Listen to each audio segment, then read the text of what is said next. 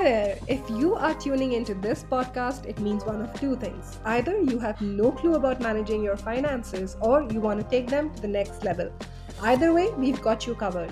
Financially Ever After is for the modern day Indian professional who is ready to take control of their financial journey. So let's start building your financial future one episode at a time. Welcome to Financially Ever After. Hi, everyone, and welcome back to another episode. It's a pleasure to join you for the sixth episode of this season.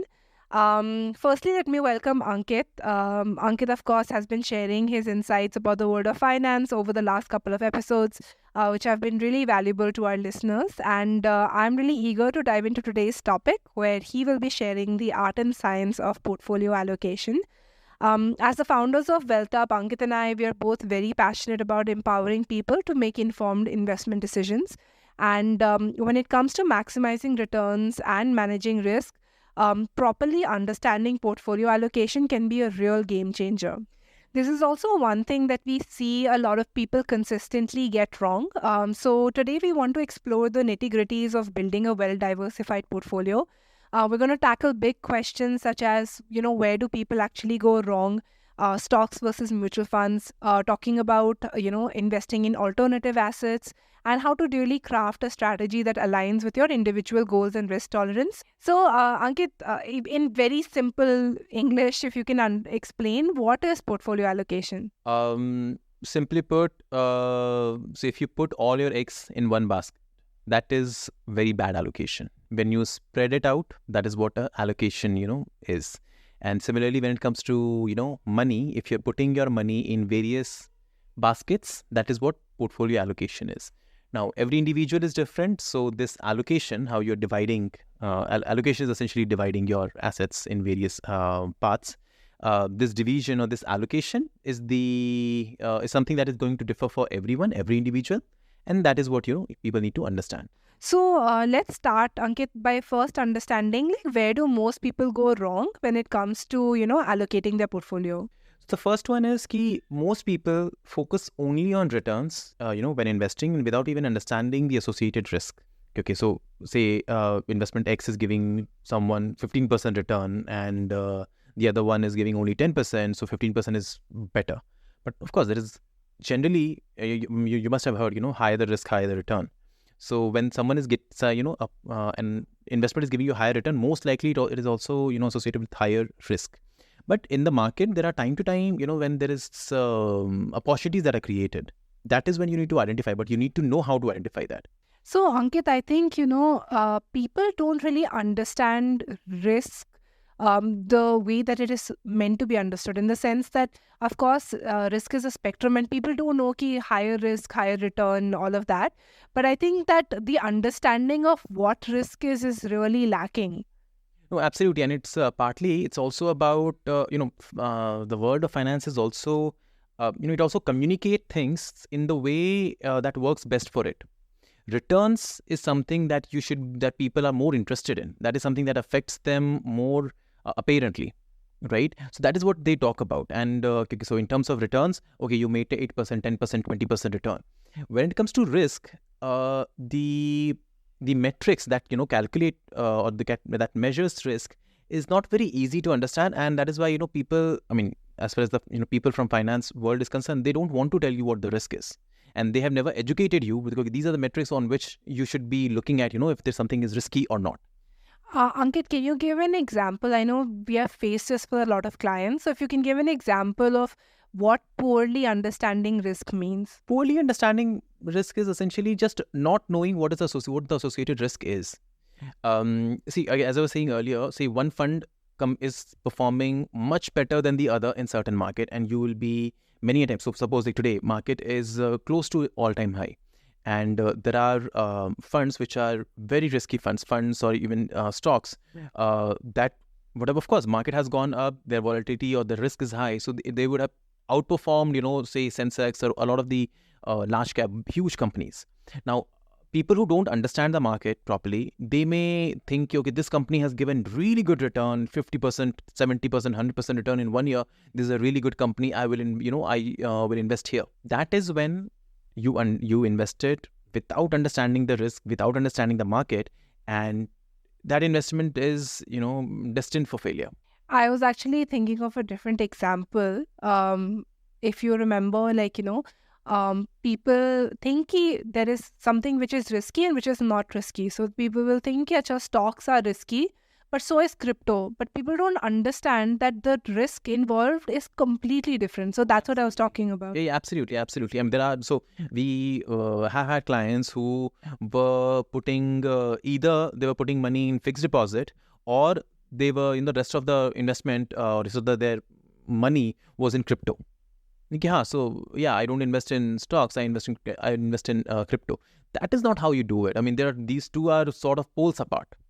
And again, as when it comes to building a portfolio, it is supposed to be developed step by step. There is some art, some science behind it. Okay, and just doing things randomly, that is what we are talking about. That you shouldn't be doing that. Okay. Alright, so this is about not understanding the risk properly. Other thing is key. You need to do your own research and planning before you make the investment. If you are thinking of investing just based on the that's hottest stock tip that you have gotten or overheard around just water coolers or whatever, it is not going to do much. You won't be able to make much return, because also understand that when it comes to an investment, it's not just that you don't make actual real money at the time of buying it. You make real money when you actually sell it. So even if you know, okay, today, suppose today, just as an example, say Reliance is a great company great stock to buy. Okay, you bought it, but do you even know when to sell it? You don't. That is not how investment is done. You need to understand, you need to do your own research, particularly if you want to invest in stocks. Okay. So, or for that matter, any investment, any investment you are making, you need to understand what you're getting into. If you don't understand it, don't make investment in that. Or get a financial expert to talk to. Someone needs to understand what is right investment for you. Either you understand it yourself, or someone else, after understanding your situation properly, is guiding you, okay, this is the right investment for you. And in this proportion, the allocation that we were talking about. Okay. What else? Over here, in terms of research, it's also about, understanding, when you're investing in something, the kind of, fees that are associated. There are transaction fees, then there are tax implications. When you're investing in something, you also need to understand whether it is, apart from risk, it's also about, understanding liquidity portion. If I need the money, how quickly I will be able to sell it. Consider an example, which is in mutual funds, investing in ELSS, equity linked saving schemes. It's for all practical purposes, it is just like investing in, just about, any other equity fund. But the thing is, there is a lock-in of 3 years. There is no way you can withdraw any of that fund that you have invested in ELSS if 3 years from the date of investment is not completed. No matter how badly, desperately you need the funds, no matter how much of a penalty you are willing to bear, you just can't, take that money out. You need to also, understand the liquidity aspect. Okay. All right. So this was on the research piece. Other one, which is sort of very tricky, is the emotional, just managing your own emotions when it comes to investments. We have had, a more detailed discussion. I think the last discussion we had was around emotions. Yeah, emotions and biases. Yeah. So that is something that you definitely need to, probably, you can listen to that one. We will be sharing it's on our podcast. You can check that out. And just because, I think just one more thing to add here on the emotional side is, just because a friend or family or, you heard something on, say, television, news channel, or from an influencer, that doesn't mean it is a right investment for you.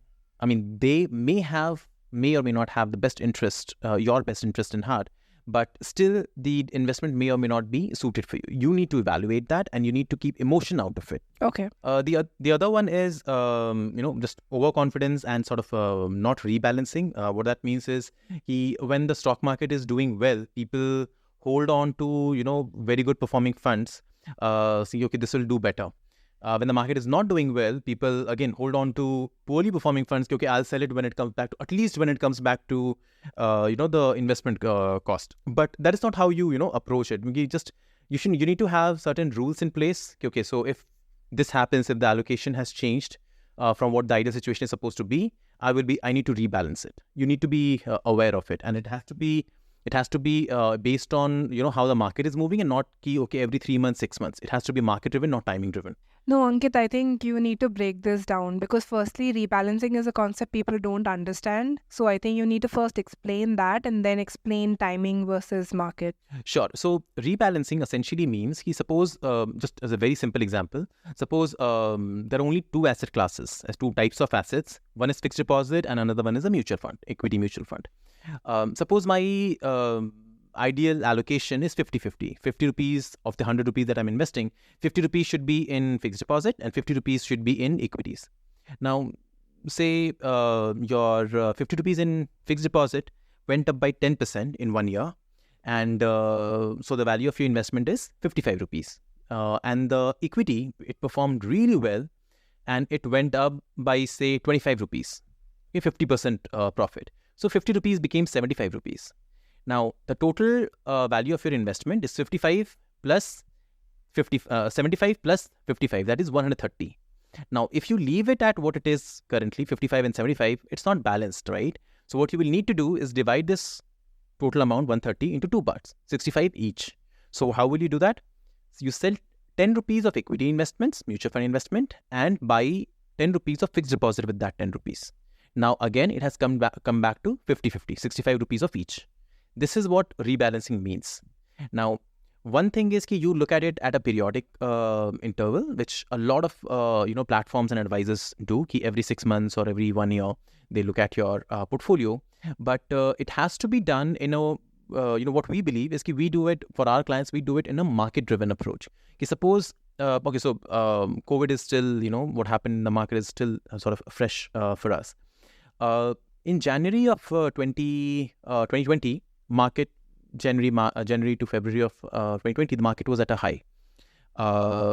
Suppose someone, did a market, did their portfolio rebalancing in January. In towards March, and market fell sharply. And then over next 8 to 10 months, it recovered. Now, if someone is doing rebalancing every year, then the person who has done this rebalancing in January will be rebalancing it again in the following January, which is January 21. And if that is happening, the person would have lost a significant opportunity that could have generated huge amount of additional return. What we do is even if we have done a rebalancing in January, if the market has sharply corrected or sharply moved up, which is the case right now, we advise our clients, you should be moving X amount of money from this to that, because that is what the rebalancing is. And again, it is driven by the market performance, not just specific time interval. I hope that answers the question. Yeah, and in case anyone has follow-up questions, we will be taking questions in our WhatsApp community. So feel free to ask, and we are happy to do more videos about rebalancing. Actually, we've done videos on this, but also if you have follow-up questions, we can, happy to take them there. So, okay, we just covered a lot of mistakes that people make when they are, kind of allocating their portfolio. But let's now come to actually, how does portfolio allocation work? So, again, this is for beginners. So what is a portfolio and how do you actually start building it? First of all, what is a portfolio? Portfolio is nothing but all the investments that you have made. That is your investment portfolio. And we very often talk about building a diversified portfolio. So what is diversified or diversification? As I was telling you earlier about, portfolio allocation, what that means is you are putting your money in various types of assets, which are also called asset classes. Okay. Some may go in equity, some may go in debt, some may go in gold, some may go in real estate, and various other options. Now, when you are dividing your investment in various, across various types of investments or asset classes, this is how you are diversifying your investment portfolio. Now, okay, so let's say there are 5 types of assets. How do you decide how much to put? Is it like 33, just 20% each in across these 5 asset classes, or how do you do it? Now, as I was saying earlier, this proportion, this percentage which is going to each of these differs from person to person. Someone who is more willing to take more risk, that person will put more money in towards assets which are riskier. Why will that person do this? Because riskier assets have the potential to deliver higher return. But the problem is they may also show, higher volatility. That is what the risk is, right? So time to time, it will be the case that they may also, these investments may also show losses. Someone who has the risk appetite, higher risk appetite, they will be able to, they will be more comfortable with it. It's all right, even if it is showing losses in the short run, in the long run, it is going to give me higher profits. Okay, so this is how, you decide how it will be. Now, how exactly it is supposed to be done, as I said, it is going to be different for each individual. So I can't give answers, because this is the number for this person and this is the for someone else. And I think that is an important point to remember as well, is that online, there will be a lot of rules of thumb. There's something that says you have to divide your age or something to get your equity allocation. I remember reading it somewhere. 100 minus your age is the amount that you can, percentage that you can put in equities. But again, that's not a good approach. So these kind of rules really don't work. So please do your research or talk to an expert. You can definitely talk to Ankit and me, if you have questions around this.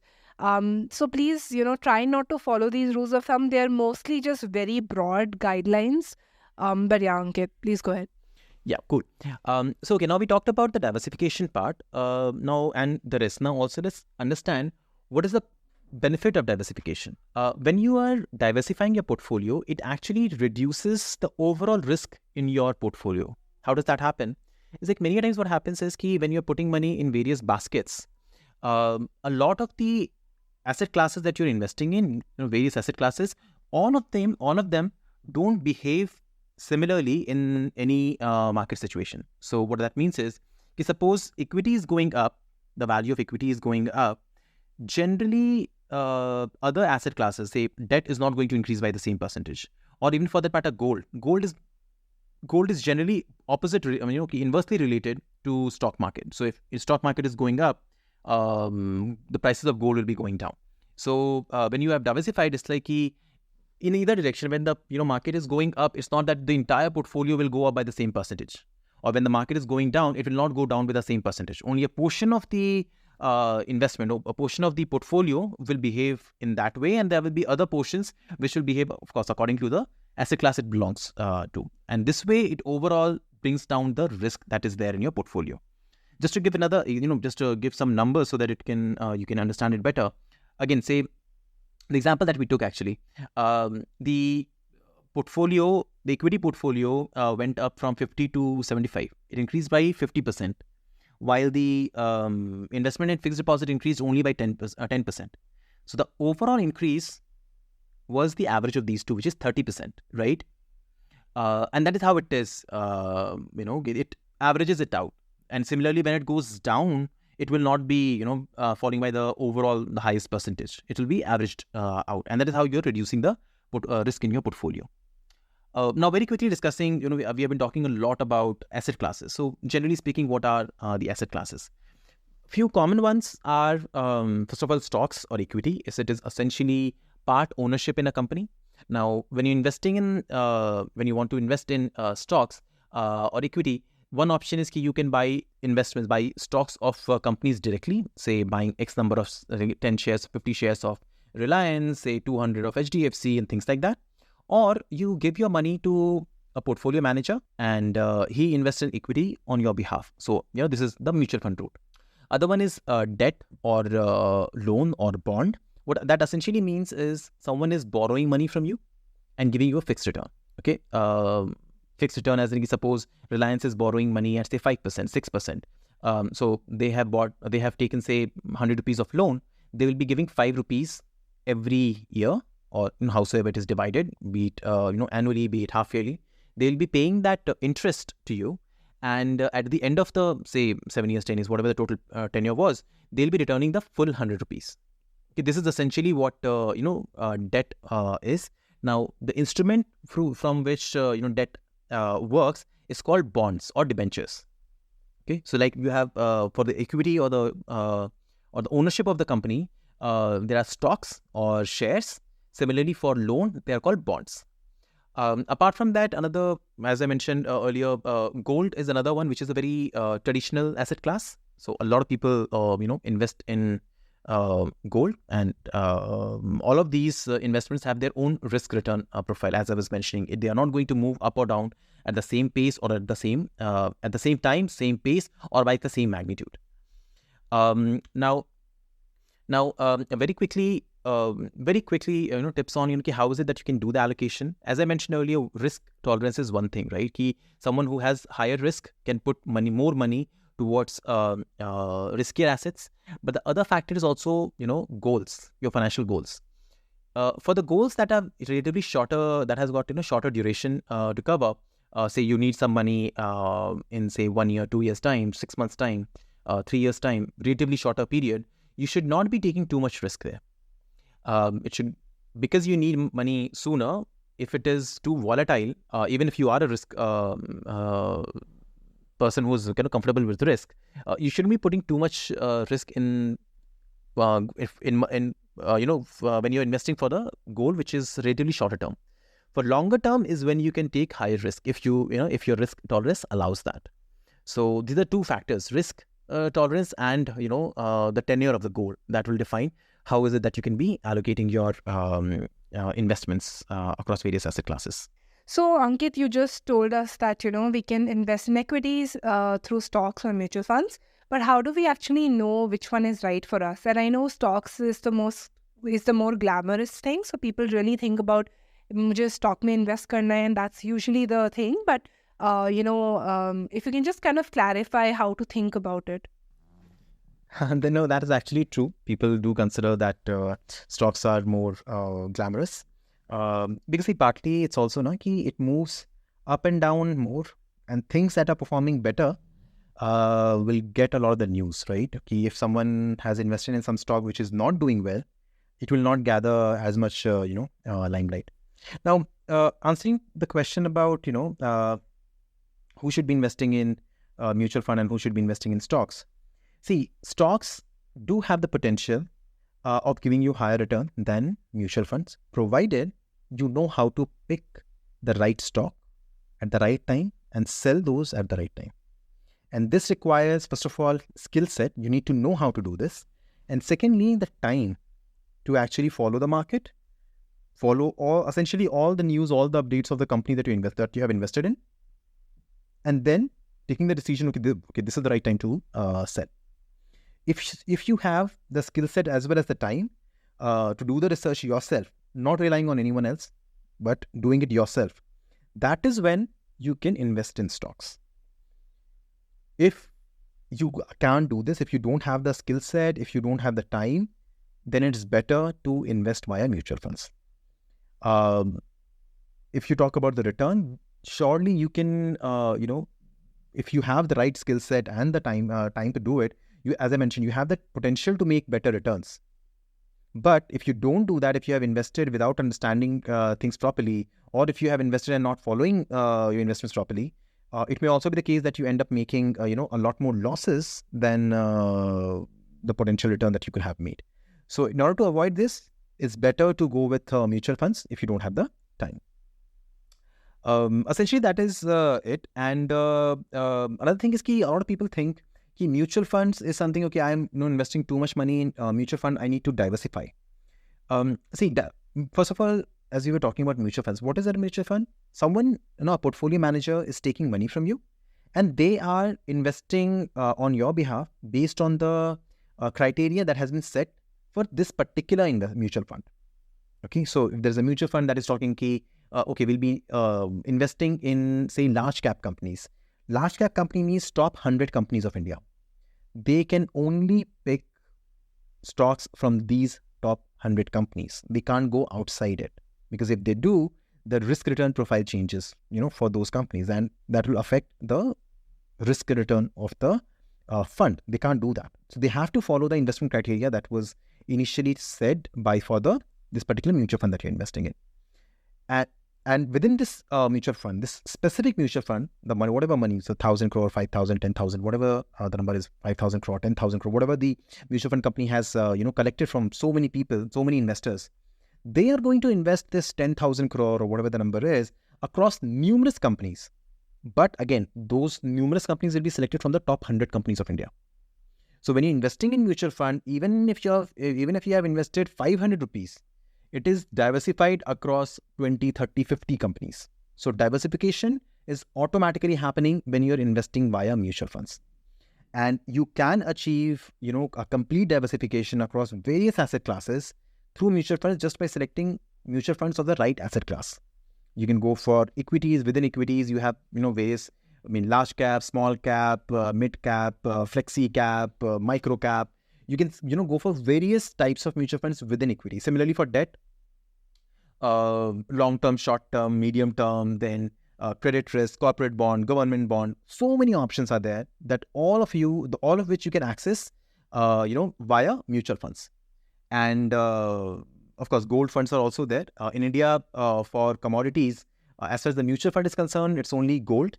If you want exposure in silver digitally, silver ETFs have also come. We are not going to cover what ETFs are in this particular session, but there is another instrument similar to a sort of hybrid of, say, mutual fund and stocks, which is called ETF, and you can get the exposure to silver there as well. And these are the mostly the traditional asset classes that we talk about. Mutual fund is enough for you to diversify, create a portfolio, but from time to time, people get very excited about P2P lending and this and that.